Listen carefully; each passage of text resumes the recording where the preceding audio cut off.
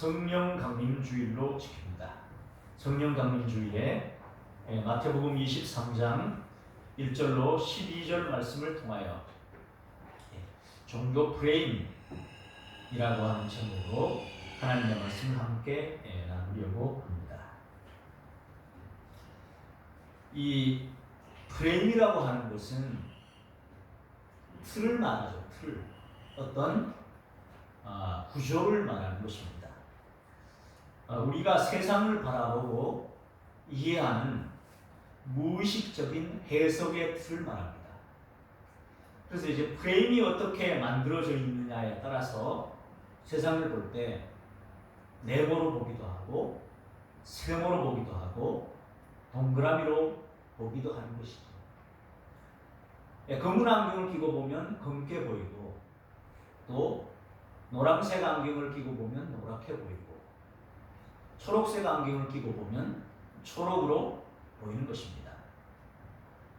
그런데 이것의 문제는 그렇다 보니 복음을 해석할 때에도 복음의 의미 그대로 해석하는 것이 아니라 이미 만들어진 그 프레임을 통해서 걸러서 듣는다는 점입니다. 그러니까 복음의 틀이면 복음으로 해석을 하겠죠. 그런데 종교의 틀을 가지고 있다면 그 종교의 틀로 보는 것입니다. 그러다 보니 이 종교 프레임은 신앙의 본질을 왜곡하고 복음을 가리게 됩니다. 복음을 가리게 되는 보이지 않는 틀입니다.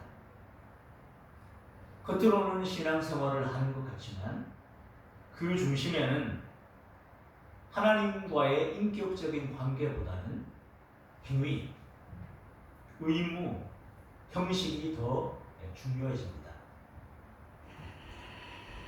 형식은 나쁘고 의미는 좋은 것이냐, 그렇게 이분법적으로 말하려고 하는 것이 아닙니다. 형식이 때로는 우리를 지켜주기도 하지요. 어떤 분이 새벽 기도를 나가요. 좋은 모습이죠, 그죠? 저는 훌륭하다고 생각합니다. 굉장히 귀하다고 생각해요. 그런데 이 마음을 갖습니다. 하나님을 사랑하는 마음으로 그 자리에 나간다면 더없이 좋지 않을까? 하나님이 자기에게 부어주신 은혜가 너무도 큰 것을 스스로가 깨달아서 자발적인 마음으로 그 은혜가 너무 큰 거예요. 너무 감사한 거예요. 그래서 감사의 마음으로 나가요. 기뻐서 나가요. 그러면 저는 정말로 아름다운 신앙인이라고 생각하고 정말로 박수를 보내드리고 싶고 호응하고 싶고 그분하고 같이 있고 싶을 것 같아요. 처음에는 그랬을 수 있어요. 그런데 시간이 지나면서 어느덧 형식만 남은 거예요. 그래서 그 유명한 얘기 있잖아요. 어떤 분이 어떤 교회의 어떤 목사님이 청빙을 받아서 부임해서 가신 거예요. 제일 앞자리에 앉아서 예배를 드리는 분이 계셨어요. 새벽 예배 때에도 항상 그 자리에 나오셔서 자리를 지키는 거예요. 너무 고맙죠. 감사하고. 그런데 자꾸만 뒤를 돌아보면서 이제 기도를 하는 거예요. 예배는 마쳤는데 자꾸만 뒤를 돌아보시면서 하나님, 오늘 어떤 장로님이 새벽 예배 안 나왔습니다. 장로라고 하는 분이 교회를 안 나오고 이래서 되겠습니까? 또 뒤를 돌아보고 어떤 권사님이 교회를 안 나왔습니다. 권사가 교회도 안 나오고 이렇게 하시는 거예요.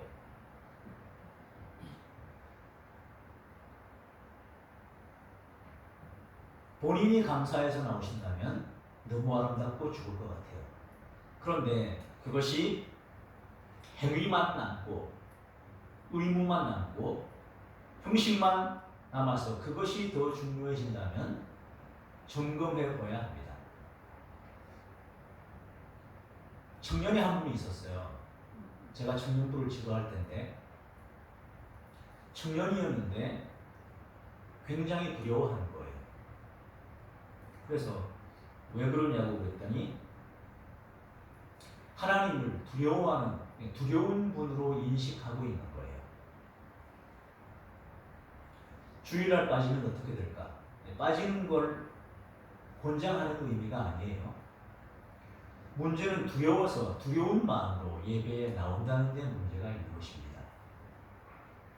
내가 주일을 혹 무슨 일이 있어서 아파서라도 아픈 경우에도 내가 주일을 빠지게 되면 하나님이 어떤 벌을 내리실지 두려워서 예배 자리에 나오는 거예요. 그래서 이제 그 청년과 대화를 하면서 그랬습니다. 하나님은 우리 아버지라고 말씀하시는데 아버지가 자녀가 나와야 될 자리에 마땅히 나와 있는 모습을 보고 있는데 그 자녀가 아버지를 좋아해서 나와 있다면 정말로 기쁠 것 같다. 그런데 그 아버지가 벌써 표정을 보면 알잖아요. 두려워서 그 자리에 나와 있는 모습을 본다면 과연 그 아버지가 기쁘겠느냐? 안 그럴 것 같다. 그런데 장로님은 혹시 언제부터 그 두려운 마음이 생겼는지 어떤 사건이 있었는지 생각나는 것이 있느냐 이렇게 물어보고 생각해 보겠군요 하고 대화를 나눌 기회가 있었습니다. 아버지가 이제 해군 군무원이셨고 또 책임감 이제 맞다리니까 동생 돌보는 책임감 뭐 등등이 있었어요. 잘못하면 이제 엉덩이도 때리고 이제 옛날에 그랬던 거예요. 그런 등등. 거기다가 또 이제 한 분 전도사님이 계셨는데 그분이 이제 좀 그렇게 그랬던 것 같아요. 제가 이제 부목으로 했을 텐데 옛날에 이제 알던 분이니까 결혼식 같은 자리에 오셨는데 그 청년에게 그랬던 그 전도사님이라고 해서 그분이구나 그랬는데 그 청년에게 질문 겸해서 하는 얘기가 뭐냐면 누구누구 자매님 요즘 새벽기도 나오세요? 성경 읽으세요? 큐티 하세요? 이런 거를 묻는 거예요. 근데 그 질문이 제가 보기에는 점검 혹은 점검을 넘어서는 조금 점검보다 차원이 더 나간 질문으로 느껴지는 거예요. 그래서 나중에 이제 제가 뭐 담당하고 있었으니까 이야기를 하면서 이제 그런 것으로부터 좀 자유로워지시라 이런 얘기를 했었어요. 시간이 얼마 지났어요. 그랬더니 본인은 많이 자유롭게 됐다고 되게 그걸 고맙게 생각하더라고요. 그래서 겉보기에는 신앙생활을 잘 하는 것 같아요.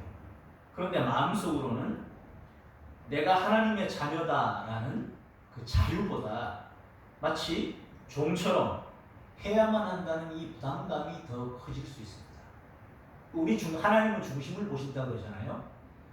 목회자인 저도 여러분을 다 알 수는 없어요. 그런데 본인은 알죠.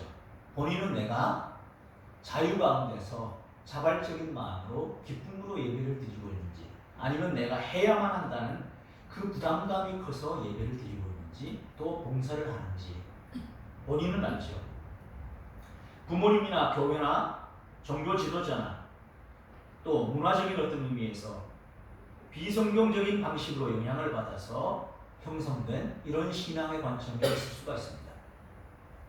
하나님과의 관계보다는 사람과 조직의 눈치를 결국은 더 많이 보게 되는 거죠. 복음을 말하지만 실제로는 율법주의 그리고 감정주의 이런 것들이 작동하고 있는 거예요.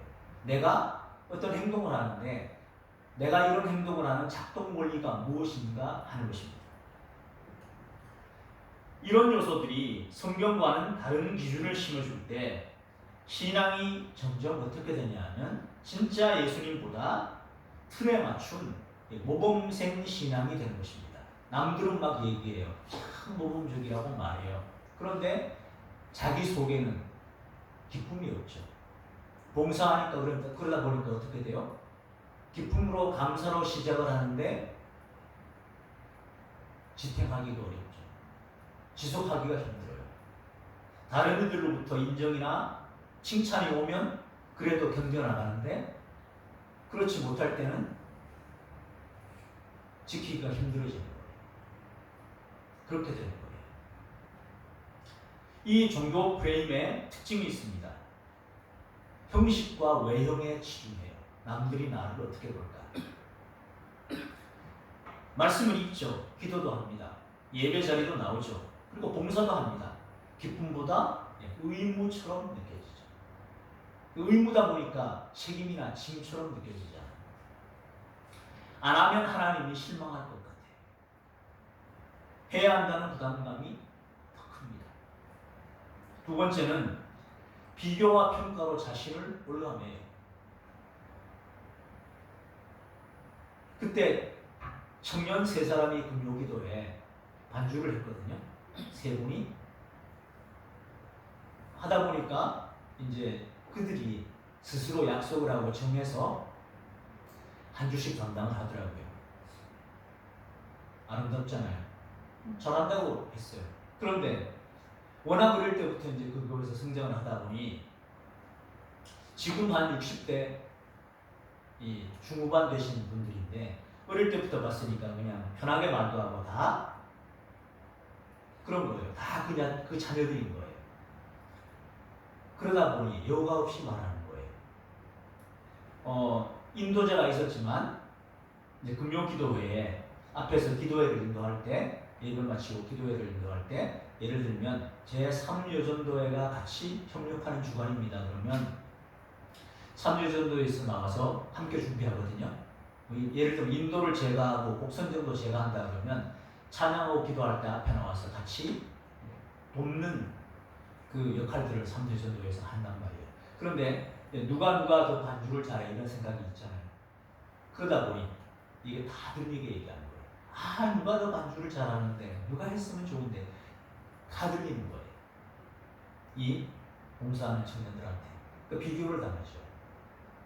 그러다 보니 마음이 편치를 않죠. 얘가 듣고 있다는 걸 때로는 의식도 못하고 그냥 막 여과 없이 이게 나가는 거예요. 누가 더 잘하는데 누가 좋은데 막 이렇게 되는 거예요. 그러니 상처를 받는 겁니다. 그래가지고 재직할 때 방언을 달라고 해서 그 청년이 얘기를 한 거예요. 얘기를 했더니 왜곡돼서 들려지게 된 겁니다. 반말을 하는 거에 이렇게 편하게 말하는 거에 상처받은 걸로 인식한 거예요. 그래가지고는 누구누구 선생님 이렇게 하면 되는 거지 뭐 이렇게 얘기가 됩니다. 와전되고 잘못되게 됐어요. 해결이라기보다는 조금 더 관계가 하여튼 그렇게 됐습니다. 그래도 스스로 이겨낼 수밖에 없는데 그런 비교를 당하면 누구도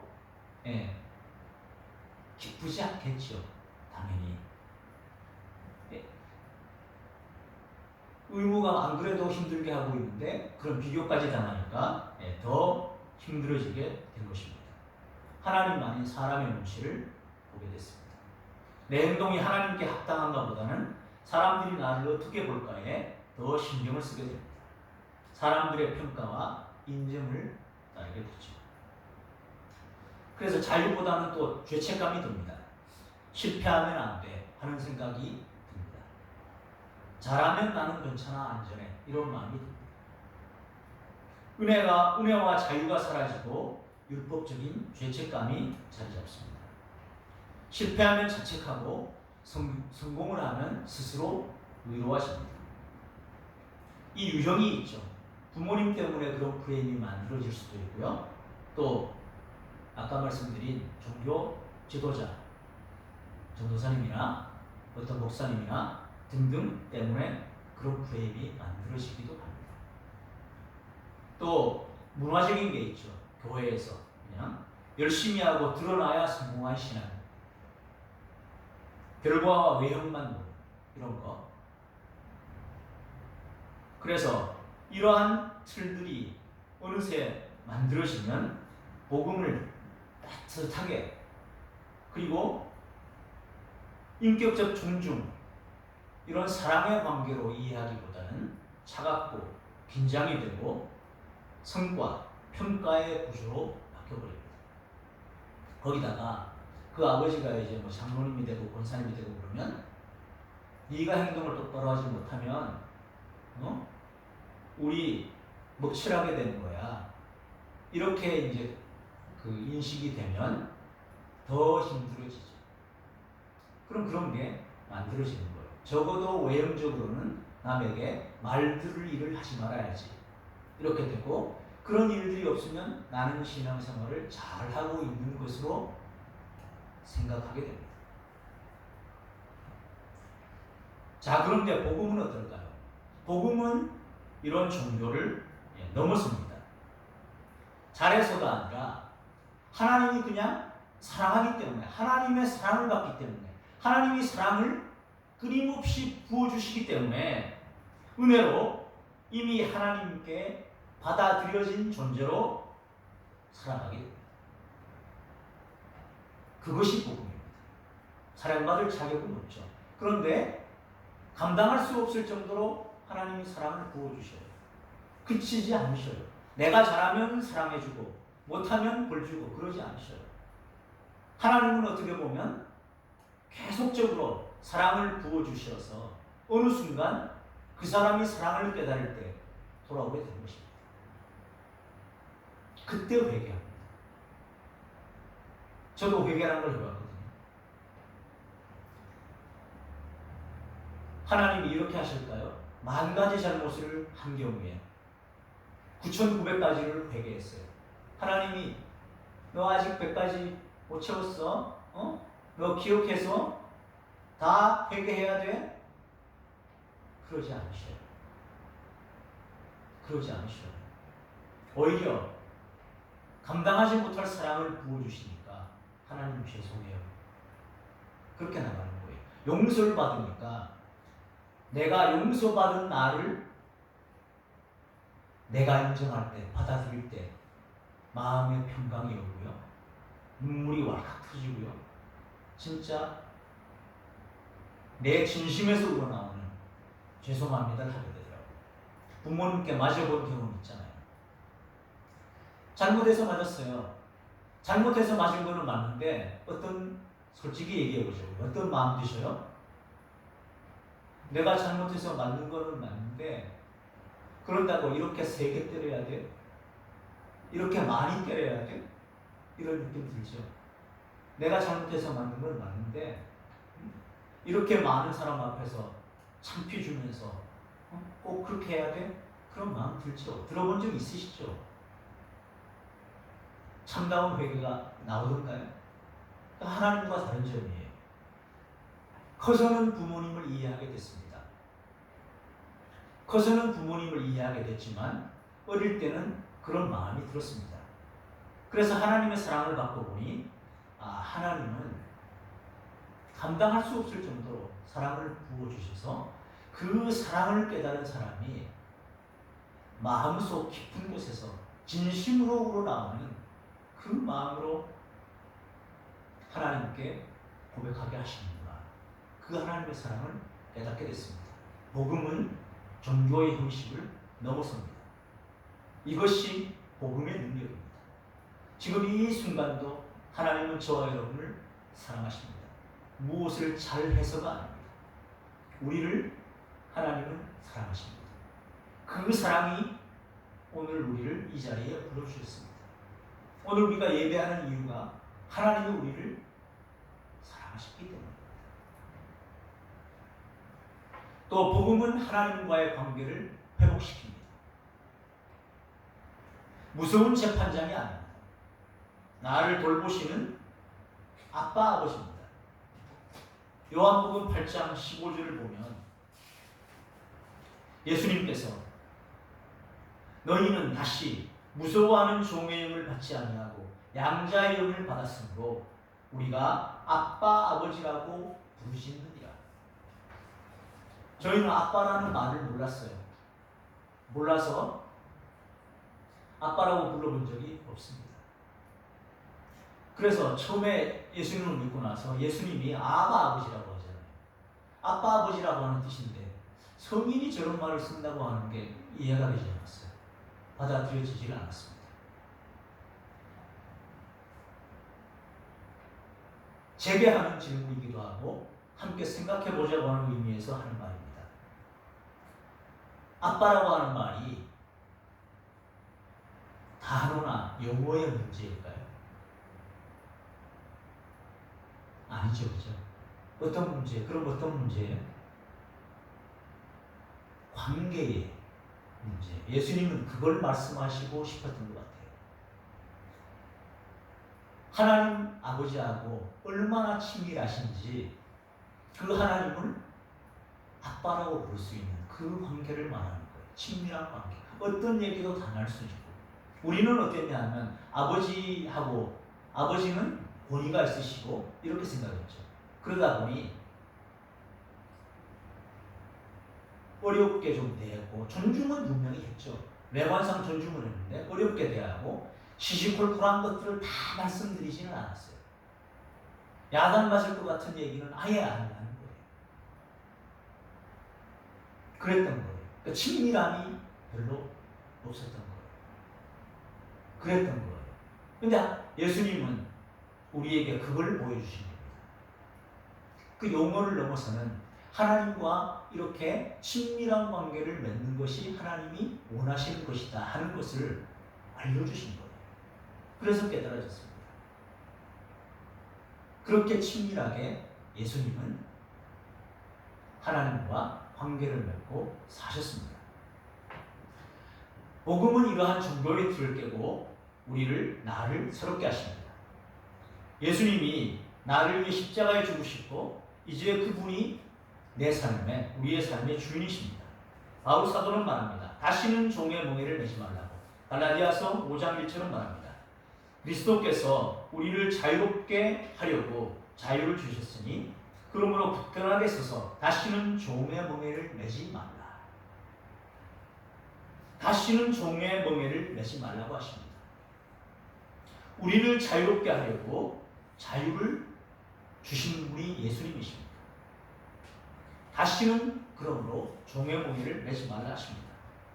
신앙은 틀에 순종하는 것이 아니라 복음 안에서 자유롭게 사는 것입니다.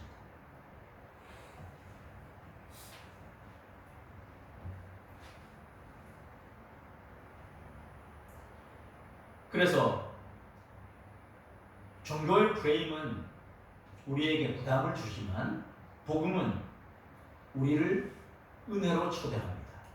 그래서 결국 주시려고 하는 것은 자유입니다. 요한복음 8장 32절에 31절 2절로 말합니다.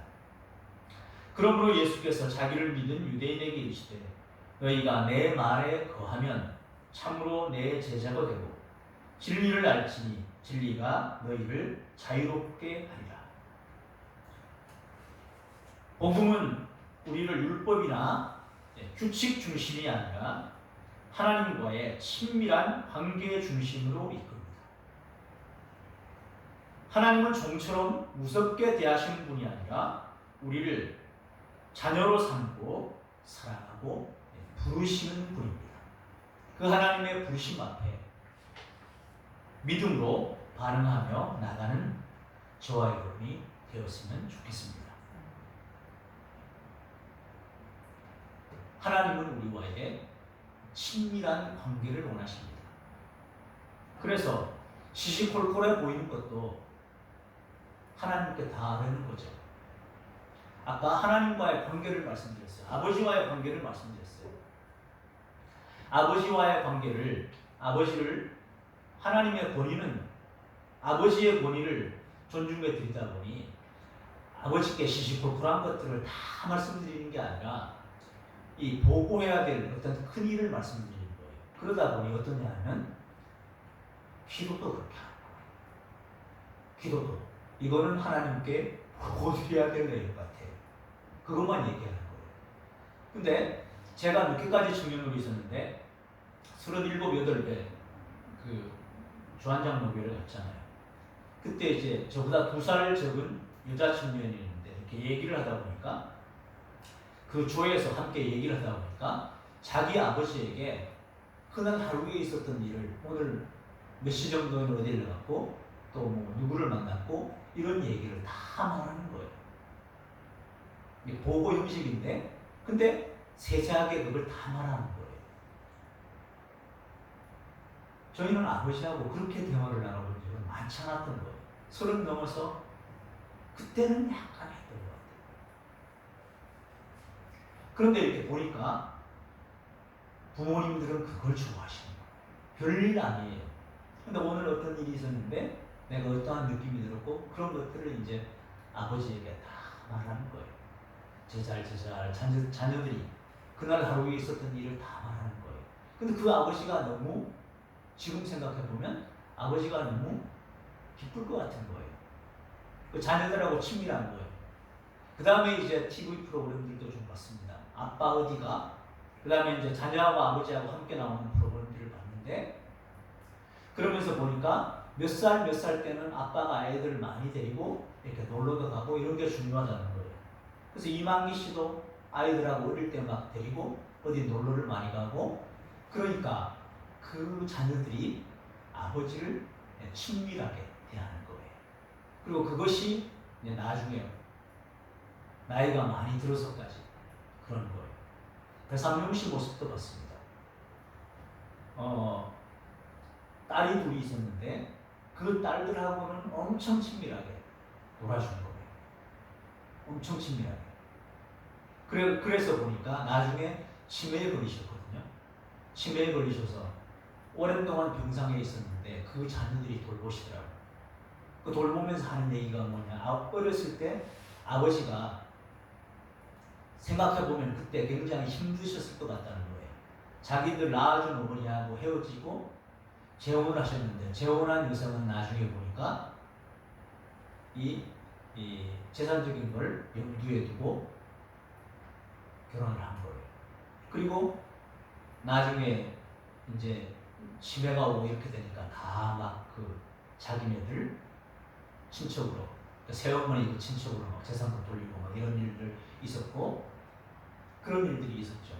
그런데 이 딸들이 끝까지 그 아버지를 돌보는 거예요. 그러면서 그때 얘기를 하는 거예요. 그때 어릴 때 아버지가 우리하고 그렇게 재미있게 놀아주고 방송국 일하시면서 집에 오면 자기들하고 그렇게 열심히 놀아줬다는 거예요. 그 얘기를 할 때 아 그랬구나 하는 걸 그때야 어렴풋이 알게 됐습니다. 하나님은 우리에게 종교를 원하는 것이 아닙니다. 틀에 박혀서 그것을 원하지 않습니다. 하나님과의 관계를 원하십니다. 작은 일이라도 하나님께. 그래서 걸어다니면서도 옆에 계신 것처럼 대화할 수 있습니다.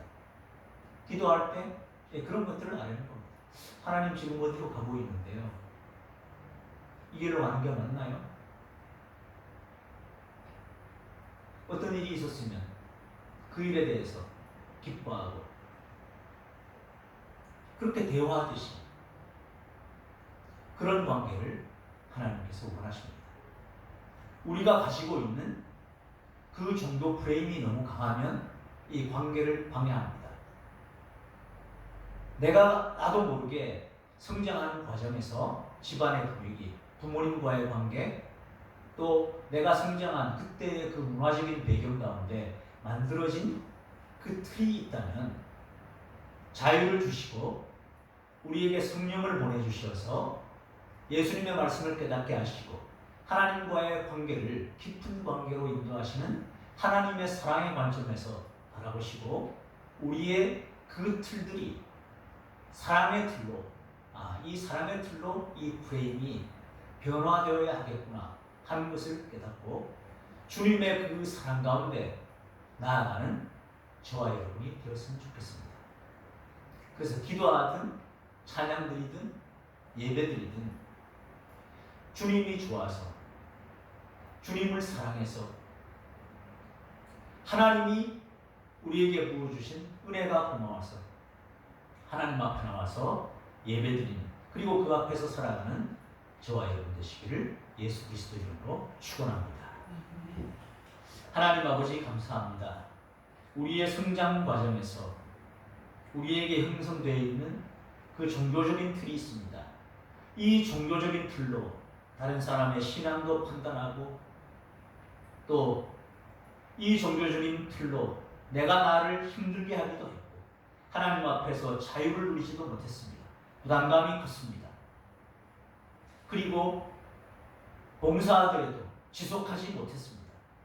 사람에게 인정받으려고 노력했고, 하나님 인정이 내 마음에 미치지 못할 때는 낙심하기도 했고 절망하기도 했었습니다. 내게 형성된 이 종교 프레임이 나 스스로도 힘들게 했고, 다른 사람들과의 관계도 힘들게 했고, 하나님과의 관계를 더욱 힘들게 했던 것을 보게 하시니 감사합니다. 주님의 복음으로 이것을 새롭게 하여 주시고, 복음으로 내 삶을 해석하고, 복음으로 다른 사람과의 관계도 해석하고, 복음의 틀로 하나님과의 관계에도 해석하고 자유로워질 수 있도록 은혜를 베풀어 주시옵소서. 그리하여 하나님 사랑을 더 크게 받게 하시고, 하나님과 더욱 친밀한 관계 속으로 들어가는 우리 주한 아름다운 교회 모든 성도들 되도록 역사하여 주시옵소서. 감사드리며 예수 그리스도 이름으로 기도 올리옵나이다. 아멘. 189장